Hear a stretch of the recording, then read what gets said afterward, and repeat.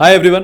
तो जो 23 तारीख को एग्ज़ाम हुआ था उसका रिजल्ट फाइनली आ गया है।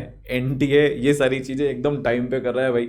सर उन्होंने बोला था 30 जून को टेंटेटिवली आ जाएगा, 1 जुलाई की सुबह 3-4 बजे उन्होंने ये नोटिस भेज दिया। तो जैसा कि सुप्रीम कोर्ट का ऑर्डर था, उनका जो भी सजेशन था, ऐसा कुछ भाषा यहाँ पर लिखी हुई है कि जो रीटेस्ट हुआ 1563 बच्चों ने को ऑर्डर था कि भाई आपको 2 ऑप्शन दिए जा रहे हैं, या तो आप रीटेस्ट ले लो या फिर जो आपके ग्रेस मार्क्स के बिना ओरिजिनल मार्क्स हैं वो आप अपने एक्सेप्ट कर लो।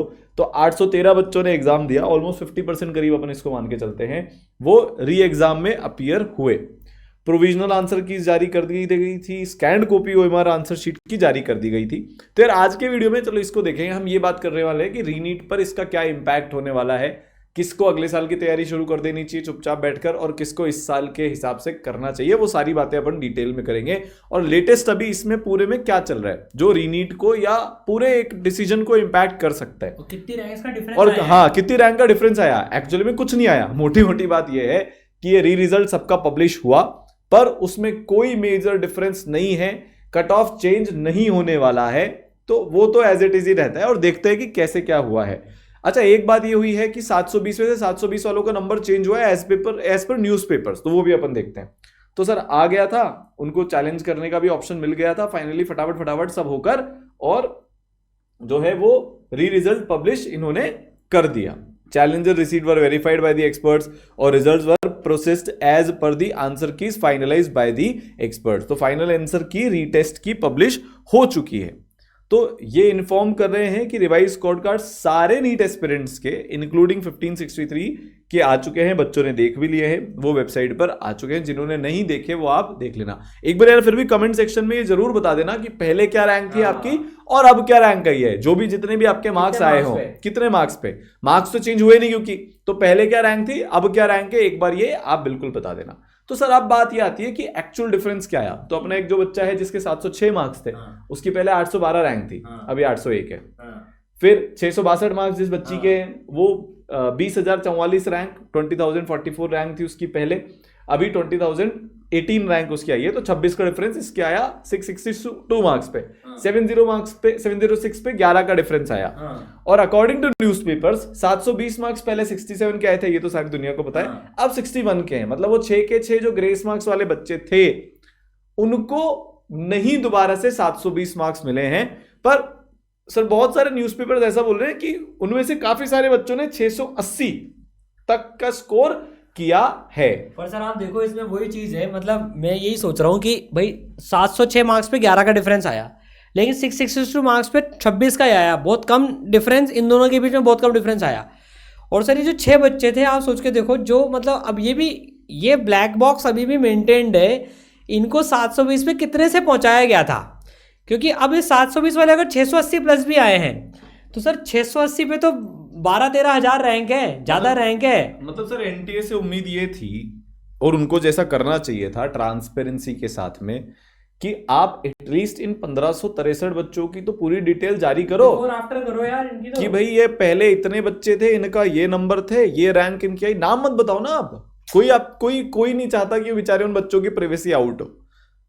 जरूरी नहीं है कि सर उनमें से हर बच्चे ने धांधली करी होगी, कुछ तो बेचारे जेन्युइन बच्चे भी होंगे जिनका ना चाहते हुए भी ग्रेस मार्क्स वाले उसमें प्रकरण में नाम पड़ गया। आप उनके नाम मत बताओ, पर ये तो बताओ कि ये 1563 की लिस्ट है, इसमें से ये 813 ने रीअपियर किया, उनके इतने नंबर आए। क्या पता चला सर इससे 720 में से 67 में से 61 हो गए, पर ये 706 पर फिर सिर्फ 11 के डिफरेंस आया। तो मतलब वो 6 तो हट गए। अब बाकी बच्चों ने कितने नंबर दोबारा से स्कोर किए ये किसी को भी नहीं पता चल रहा है। कितने ऊपर आ गए, कितने नीचे गए, कुछ नहीं पता। और सर जो शुरुआत से एक जो सबको लग रहा है, जो हमको भी लग रहा है, कि सिर्फ 1563 बच्चे थे ही नहीं जिनको ग्रेस मार्क्स दिए गए, इसके अलावा भी बहुत बच्चे थे। तो इस बार तो सर एटलीस्ट ट्रांसपेरेंसी के साथ इन 1563 की पूरी डिटेल पब्लिश करनी चाहिए थी कि देखो ऐसा हुआ है, क्योंकि प्रैक्टिकली कोई डिफरेंस नहीं पड़ा सर। 662 वाली हमारी प्यारी बच्ची जो है, उसको पहले जो मिल रहा था अभी भी वही मिलेगा। क्या फर्क पड़ा? कुछ फर्क नहीं पड़ा। मतलब इफेक्टिवली कुछ नहीं मिल रहा था पहले भी, 662 लाने पर भी बहुत नीचे का गवर्नमेंट मेडिकल कॉलेज मिल रहा था, अभी भी बहुत नीचे का ही गवर्नमेंट मेडिकल कॉलेज मिल रहा है। तो कोई उसकी जिंदगी में फर्क ही नहीं पड़ा। तो ये ग्रेस मार्क्स को हटाकर कोई फायदा नहीं हो भाई, मतलब प्रैक्टिकली यूजलेस है ये। मतलब सर समझ में नहीं आया कि इसमें हुआ क्या, कोई इन्होंने नहीं दी। तो अब रीनीट का क्या होगा इसको समझ के देखते हैं। तो बहुत सारी जगह सीबीआई इन्वेस्टिगेशन कर रही है। राजस्थान में कुछ लोगों को, डमी एस्पिरेंट्स को पकड़ा। हजारीबाग में जो चल रहा है वो सबको पता है, झारखंड में, कि शायद पेपर लीक वहां से हुआ था। ये लोग ऐसा कुछ कहने की कोशिश कर रहे हैं, पर सर डेली बेसिस पर कोई ना कोई नए अरेस्ट हो रहे हैं। अब क्योंकि 23-24 लाख बच्चों की बात है, पैन इंडिया के 4,750 सेंटर की बात है, तो सर कितना टाइम लगेगा अगर इस लेवल पर ये इन्वेस्टिगेशन चलती रही तो? मतलब यार सीबीआई को अब इन्वॉल्व कर लिया है, वो एक एक स्टेट में, अब पता नहीं इसके तार कहाँ से कहाँ तक निकलते हैं ना, वो भी नहीं पता। तो इंक्वायरी कितनी भी लंबी चल सकती है। मतलब 8 जुलाई को जो मोटी मोटी समझने की रीनीट के संदर्भ में बात यह है कि 8 जुलाई को बेटा जो डिसीजन आने वाला होगा ना आपको बच्चों, 8 जुलाई को सुप्रीम कोर्ट एकदम डिसीजन सुना देगा। लुक्स वेरी हाईली अनलाइकली, क्योंकि यार अभी तो इन्वेस्टिगेशन ही खत्म नहीं हो रही। कहीं पर कुछ नया निकल रहा है, कहीं पर कुछ नया निकल रहा है। बार बार सरकार, बार बार एनटीए एकदम से अब हर बार हर स्टेप पर तो नया एग्जाम नया वो नहीं कराएगी। तो ये 8 जुलाई को ही डिसीजन आ जाएगा, बहुत अनलाइकली है, हाईली अनलाइकली है। और सर वैसे भी जुडिशियल कैसे सिस्टम काम करता है, वो ऐसे काम करता है कि मान लीजिए रीनीट के फेवर में आया तो एनटीए बोलेगा नहीं, हमें हमारा प्रूव करने के लिए टाइम दो। और जो बच्चों ने पिटीशन दाखिल करी है रीनीट के अगेंस्ट, वो भी बोलेंगे कि हमारे साथ गलत हो रहा है। और रीनीट के अगेंस्ट में आया तो जिन्होंने ओरिजिनली केस किए थे, रिट पिटीशंस फाइल किए थे, वो लोग बोलेंगे कि हमें सुनवाई का एक और मौका चाहिए। तो दिस विल गो ऑन, थोड़ा सा लंबा टाइम इसमें लगेगा। जुडिशरी ऐसे काम करती है भाई जी, बहुत सैड स्टेट है।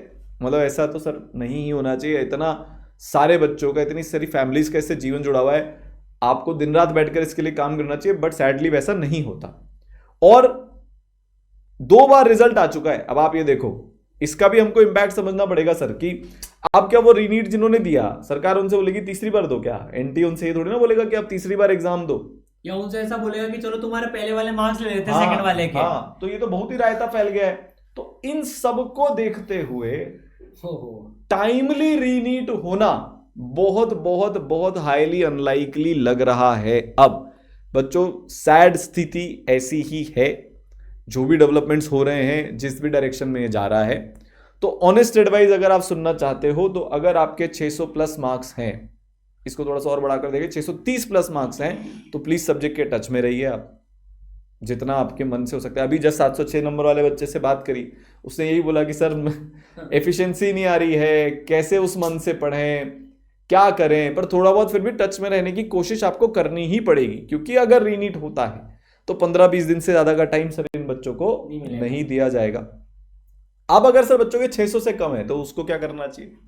भाई जिनके 600 से कम आए यार, वो इंट्रोस्पेक्ट करके वाकई में ऐसा सोचें, क्या वो एकदम से बहुत ज्यादा स्कोर कर लेंगे क्या? भाई कट ऑफ 600 से नीचे जाएगी कि नहीं? पिछले साल ही नहीं की थी भाई। जिनके साथ सेंटर पे कुछ गलत हुआ हो, जिसके चक्कर में 600 से कम आए हो, तो फिर भी सेंस बनाता है भाई कि एकदम ही कुछ गलत हो गया, आधे घंटे पहले पेपर ले लिया हो, ये सब हो गया हो, मतलब बहुत सारे जो भी चीज हुआ हो, वो तो फिर भी चलो उनके पास एक्सेल करने का मौका है, सीबीआई पकड़ ले उस चीज को, तुम्हारा टेस्ट हो जाए। हाँ तो लेकिन जिनके कंटेंट वाइज और इनके 600 प्लस है ना सर, ऑनेस्टली बात ये है, उनको फिर अगले साल की तैयारी मेरे हिसाब से चालू कर देनी चाहिए। बच्चे जेन्युइनली ही 600 से कम नंबर लेकर आए हैं, आपको 2025 की तैयारी शुरू कर देनी चाहिए, अगर आप अभी भी मेडिकल की फील्ड में ही हो तो। ठीक है, मतलब सर ऐसे बहुत सारे बच्चे हैं जो अब तीसरे चौथे ड्रॉप ले चुके हैं, अब वो नहीं लेना चाहते या जो भी है। अगर आप दूसरी फील्ड में भी जाना चाहते हो तो यार उसको भी एक्सप्लोर करना शुरू कर दो। रोज ये न्यूज देखना और इसी चक्कर में पड़े रहकर टाइम वेस्ट करना अब सेंस नहीं बनाएगा। पूरा जून खत्म हो गया सर, मई खत्म हो गया, 2 महीने ऑलरेडी जा चुके हैं। अगर मैं नीट 2025 ड्रॉपर के पर्सपेक्टिव से सोचूं तो बिल्कुल, क्योंकि वो तो फर्स्ट संडे मई को ही होएगा भाई। अगले साल एग्जाम टाइम पर ही होने वाला है, कोई चेंज नहीं होगा तो भी ये सिंबॉलिकली 10-15 दिन एक्स्ट्रा दे देंगे, क्योंकि सर पूरी एकेडमिक साइकिल बिगड़ती है उससे अगले साल की भी। तो यार एग्जाम बहुत ज्यादा शिफ्ट नहीं होगा, 12 महीने तुम्हारे को आइडियली मिलते हैं ड्रॉप ईयर में प्रिपरेशन करने के लिए, अब सिर्फ 10 ही बचे। और अगर तुम इस मैटर को रिजॉल्व होने की कोशिश करोगे, तब तक वेट करने का तुम सोच रहे हो 600 से कम वाले बच्चों, तो तुम्हारे को फिर सिर्फ 6-7-8 महीने ही मिलेंगे। और तब तक जो बच्चा भी रियलिटी के साथ अपना माइंडसेट रखकर तैयारी शुरू कर रहा है, वो बहुत आगे निकल जाएगा। तुम्हारा टाइम लॉस होगा। किसी भी कंडीशन पर कट ऑफ कितना भी कुछ हो जाए, अगर सारा रीनीट भी दोबारा होता है तो भी यार वो 625 630 के नीचे तो नहीं जाएगी, ये तय है। इतना लेवल तो अभी बच्चों का है कि यार 620 625 630 तो कट ऑफ जाएगी ही सही फिर भी। तो यार हमको पूरी ताकत से अगले साल की तैयारी शुरू कर देनी चाहिए है। 630 तक भी बोलूंगा मैं तो कि अगले साल की तैयारी शुरू कर देनी चाहिए अगर आपका वैसा माइंडसेट है तो। और सर जो 630 से ऊपर वाले हैं यार, आप बस थोड़ा थोड़ा सब्जेक्ट के टच में रहो। काउंसलिंग टाइम पर ही शुरू होगी, एनटीए सब टाइम पर कर रहा है, तो 6 जुलाई को काउंसलिंग ये लोग शुरू कर देंगे। कहीं से भी स्टे नहीं लगा है। हाई कोर्ट में मल्टीपल टाइम्स लोगों ने अपील कर दी, सुप्रीम कोर्ट में कर दी, हर बार कोर्ट यही बोल रहा है कि भाई काउंसलिंग तो शुरू होगी, क्योंकि अगर डिसीजन रीनीट के फेवर में आता है तो वैसे ही नल एंड वॉइड हो जाएगा। तो काउंसलिंग करने दो, काउंसलिंग शुरू करने दो, एकेडमिक साइकिल को टाइम पर चलने दो। तो यार मोटी मोटी बात यह है, अगर आप 600 से नीचे वाले हो और आपको मेडिकल में ही जाना है, डॉक्टर ही बनना है, जो दुनिया का बेस्ट प्रोफेशन है, आज डॉक्टर्स डे भी है, आपको उसकी भी बहुत बहुत बधाई हो। आप लोग यार जान बचाने वाले हो पूरे देश की, आप लोग ही लोगों को सही करने वाले हो। सर मैं देख रहा हूं कि कुछ कुछ बच्चों का मन खट्टा हो गया है यार। एमबीबीएस ने कुछ नहीं बिगाड़ा ना, एग्जाम ने बिगाड़ा है, एग्जाम लेने में गड़बड़ है। वो प्रोफेशन तो पहले भी भगवान के दर्जे वाला था, आज भी भगवान के दर्जे वाला है। आप डॉक्टर बनते हो तो हाँ, आप देश की बेस्ट पॉसिबल सेवा अभी भी कर रहे होंगे। तो यार पूरे अच्छे मन से सर अब एक बार बताइए, जिसके 400 ही नंबर आए हैं उसको पहले ही पता था कि मेरे को अगले साल एग्जाम देना है, अगर उन्होंने डिसाइड कर लिया था, आप क्यों अपना टाइम वेस्ट कर रहे हो यार? आप अच्छे मन से अगले साल में लगो। बहुत सारे स्टेप्स उठाए जा रहे हैं कि ऐसी गड़बड़ियां अगले साल ना हो, तो काफी कम चांसेस है उसकी। तो यार अपन पढ़ाई करते हैं, मन से पढ़ाई करते हैं, और जिनके 630 से ऊपर नंबर हैं, 620 से ऊपर नंबर हैं, आप लोग सब्जेक्ट के टच में रहकर जो भी आप जितना मैक्सिमम कर सकते हैं उतना आप करो। और जब काउंसलिंग शुरू हो जाए तो काउंसलिंग में भी भरना शुरू कर देना, बैठना काउंसलिंग में, वेट मत करना। पता चले दोनों अपॉर्चुनिटी हमारे हाथ से निकल जाए कि रीनीट भी नहीं हुआ और जो कॉलेज इस साल मिल रहा था क्योंकि हमने काउंसलिंग ही नहीं चालू करी तो हमारा वो प्रोसेस भी खत्म हो गया। प्लीज काउंसलिंग जब आए तो आप काउंसलिंग भरिएगा, ठीक है? तो सर आज के लिए इतना ही है, ये लेटेस्ट जो था वो आपको बता दिया, और किसको करना चाहिए किसको नहीं करना चाहिए वो भी आज क्लियर कर दिया, ठीक है? All the best.